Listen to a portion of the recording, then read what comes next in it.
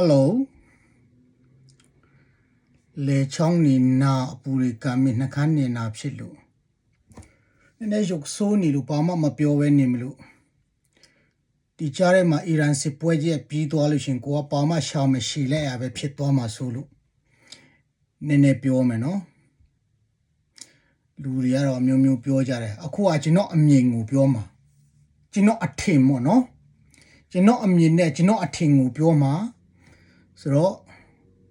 အချိန်ရမှာနားထောင်ကြပေါ့အခုကျွန်တော်တို့အမေရိကန်ကတိုက်တာမဟုတ်ဘူးအီရန်ကိုအရင်ဆုံးစလုပ်တာကအစ္စရေးဒါပေမဲ့Israel အစားတိုက်ပြီးဆိုတာနဲ့ဒီ American စစ်စခန်းတွေကိုပြန်ပစ်မယ်ဆိုတာလူတိုင်းသိတယ် American လည်းကိုယ်တိုင်လည်းသိတယ်အဲ့ဒါကြောင့်သူတို့ကဒီတော်ကြာနေပြီနော်စီရေးပြင်ဆင်တာပုံကျဲလေရင်နေပို့တာဒီတိုက်လေရင်နေပို့တာ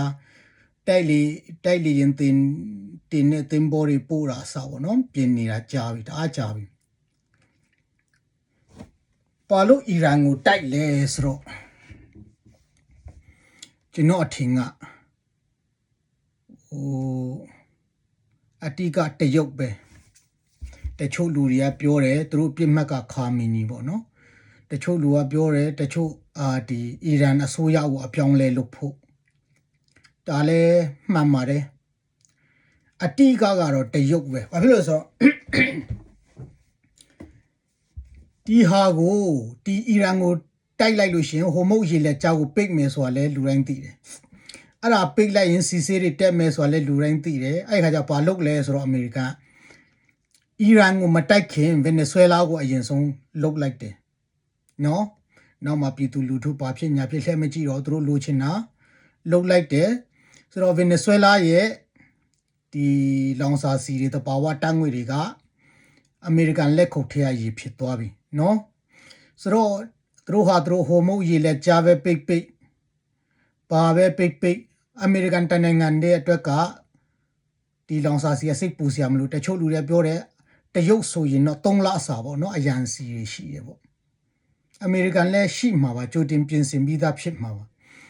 အားကြောင့်လည်းဗင်နီဇွဲလားကိုလှုပ်လိုက်တယ်အဲဗင်နီဇွဲလားကိုလှုပ်တယ်ဆိုတာလေအတိကတရုတ်ပေါ့နော်တရုတ်နဲ့သူတို့ဖိန်ပုတ်ကောင်းပုတ်ပခုံးချင်းပဲပြီးပေါင်းနေကြတော့ကြည့်မရတာလည်းပါတယ်ပြီးတော့အီရန်ကိုကင်တဲ့အချိန်ဒီလောင်စာစီကိစ္စတွေအတွက်ဖြည့်ရှင်းမှုလည်းပါတယ်ပြီးတော့ဗင်နီဇွဲလားကိုလုတ်တာရောဒီအီရန်ကိုလုတ်တာရောနှစ်ခုစလုံးကအတိကပြစ်မှတ်ကတရုတ်ပဲဘာဖြစ်လို့လဲဆိုတော့ဒီဗင်နီဇွဲလားတို့အီရန်တို့စီကနေထွက်တဲ့လောင်စာစီတွေနဲ့သူကတရုတ်ကလဲပတ်နေရတယ်လို့တော့ပြောလို့ရတယ်တအားမှီခိုရတယ်ပေါ့နော်ဗင်နီဇွဲလားတို့ကတော့တိတ်မထွက်ဘူးလေတန်နေတရုတ်ကဒီအီရန်မှာကြတော့သူကရှင်းပြောရရင်အစစ်မြစ်လေကလက်နက်တီတောင်ပို့ပေးတယ်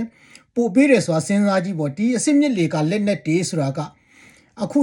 ပြစ်လို့ရတဲ့ဟိုလောက်လေးกว่าတွေဒီပတ်ခွာတွေမဟုတ်ဘူးလေ့ကျင့်ဖို့အချိန်လိုတယ်နော်ဒီစနစ်တွေရှုပ်ထွေးတဲ့စနစ်တွေကိုကျင့်သားရတဲ့ဒီတပ်ဖွဲ့တွေကမှပြစ်နိုင်မှာဆိုတော့အခုပို့တယ်အခုပြစ်တယ်ဆိုကြတဲ့ကတရုတ်ကသူ့လူအရင်အမြစ်တွေရောထည့်ပေးလိုက်တာလေကတခုတည်းမဟုတ်ဘူးရုရှားကလည်းထဲဝင်ထောက်ပံ့နေဘာဖြစ်လို့လဲဆိုတော့သူ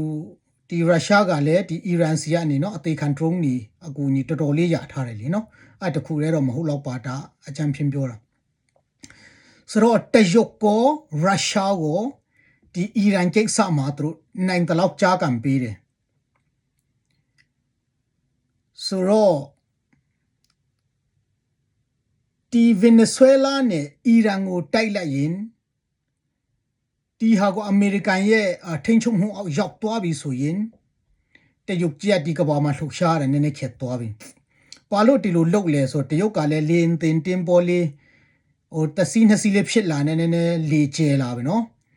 အမေရိကန်ကိုပခုံးချင်းရှင်တဲ့စကားမျိုးတွေပြောလာပြီဟိုစစ်ဖြစ်မလားစီးပွားရေးစစ်ဖြစ်မလားဒီလက်နက်တွေနဲ့ဖြစ်တဲ့စစ်ပဲဖြစ်မလားပါညာအောင်စိန်ခေါ်ပြီးအဲစကားတွေပြောလာတယ်ပြီးတော့မြေရှားနဲ့ကင်လိုက်တော့တစ်ဖက်ကဖိုးကြီးလှုပ်မရအောင်ဆိုတော့မြင်ကတ်တယ်ပါမှာဆိုတော့အဲ့ဟာကိုပြန်ကင်ဖို့ဆိုရင်လောင်စာစီနဲ့ပြန်ကင်ရမယ် အဲ့လောင်စာစီနဲ့ပြန်ကင်မှုဆိုတော့ခုနပြောသလိုပဲတရုတ်နဲ့ဖင်ပုတ်ကောင်းပုတ်ပခုံးချင်းဖက်ပြီးတော့မှတအားဖြစ်နေတဲ့ဟာတွေကိုကင်ထည့်လိုက်တော့တကယ်လေလောင်စာစီရေနံနေအထွက်များတဲ့နိုင်ငံနေနော်အဲ့ဆိုတရုတ်ကြီးကခါပြတ်သွားပြီခါပြတ်သွားပြီဆိုရင်ဘာဖြစ်လာမလဲဆိုတော့ထိုင်ဝမ်ကိုတိုက်ဖို့လည်းမလွယ်တော့တော့ဘူးပြီးတော့တခြားတစ်ဖက်မှာကြည့်ရင်ဒီရုရှားကအသေးခံဒရုန်းနေအီရန်စီကနေရဖို့လည်းမလွယ်တော့ဘူးဒီစစ်ပွဲကြောင့်အသက်ရှူချောင်သွားတာကယူကရိန်းနဲ့ထိုင်ဝမ်သူတို့အသက်ရှူချောင်သွားတယ်ဒီစစ်ပွဲကြောင့်အသက်ရှူကျသွားတာကတရုတ်နဲ့ရုရှားအဲ့မှာ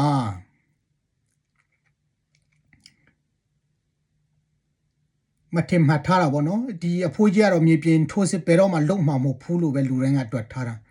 သူတို့ကနိုင်ငံမဲ့နေတဲ့ကလူမျိုးစုတွေကိုသူတို့မြေပြင်ထိုးစစ်မှာအသုံးချဖို့လုပ်နေတယ်ပေါ့နော်ဟုတ်လဲဟုတ်မှာပါဒါသူများလက်နဲ့မွေဖမ်းတာပေါ့နော်ဟိုလည်းဖမ်းချင်နေရလေနိုင်ငံတစ်ခုလိုချင်နေရလေဆိုတော့သူလဲကောင်းကိုလဲကောင်းပေါ့နော်အဲ့လိုမျိုးပေါ့ဆိုတော့ကျွန်တော်တို့မြန်မာအတွက်လည်းဒီစစ်ပွဲကကျွန်တော်တို့မြန်မာအတွက်လည်းနည်းနည်းအသက်ရှူချောင်တယ်ဘာလို့လဲဆိုတော့ဒီအီရန်စီကနေလောင်စာစီတွေပို့နေရနော်ကျွန်တော်တို့ပြည်သူလူထုကိုတအုံအုံနဲ့ပုံကျဲနေတဲ့လေရင်တိုက်လေရင်နေမှာထည့်ရတဲ့လေရင်စီပေါ့နော်လောင်စာစီတွေအီရန်ကနေပို့နေတယ်ဆိုတော့ကျွန်တော်တို့မြန်မာတွေအတွက်လည်းဒီအီရန်စစ်ပွဲကကောင်းတယ်ဒါပေမဲ့တချို့မြန်မာလူမျိုးတွေကခါမီနီတီလို့ဝန်နေနေကြနော်အီရန်ပြည်သူစစ်မွတ်စလင်စစ်အီရန်နိုင်ငံသားစစ်တွေကတော့မှပျော်လို့ထကနေကြတယ်မြန်မာနိုင်ငံလူတွေကဘာကိစ္စဝန်နေနေကြလဲတော့မသိဘူးဆိုတော့အဲ့ဒီကိစ္စနောက်မှတိတတ်ထပ်ပြောမယ်ဗီဒီယိုလည်းတအားရှည်သွားပြီ Okay